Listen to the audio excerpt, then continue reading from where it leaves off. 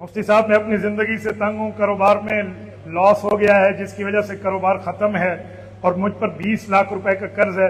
आज खुदकुशी के लिए निकला था मगर आपका प्रोग्राम था तो आपके जलसे में आ गए। शुक्र है भाई आप जलसे में आ गए, आपने खुदकुशी नहीं फरमाई।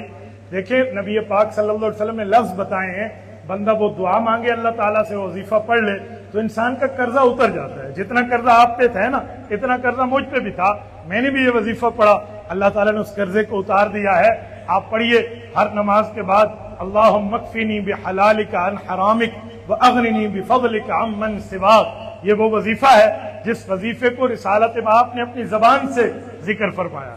ये रिसालत इमाम इस्लाम की जबान अक़दस से जारी हुआ है, ये दुनिया के किसी पीर फकीर का बताया हुआ नहीं है, ये नबुव्वत का बताया हुआ है। अल्लाहुम्मा मक्फिनी बिहलालिका अन हरामिक व अगनिनी बिफज़लिका अम्मन सिवाक। कम अज कम तादाद में कुछ 10-11 मरतबा आप पढ़ लिया करें, 10 से ज़ायद, तो इंशाअल्लाह ताला रब्बे करीम आपके कर्जों के मामलात को ठीक फरमाएंगे। इस तरह की बातें न करें कि मैं बेलोस हो गया था, फलां हो गया था।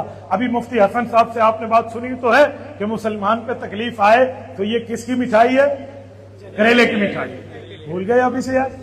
हाँ, करेले की मिठाई है तो मामला ठीक हो जाएगा।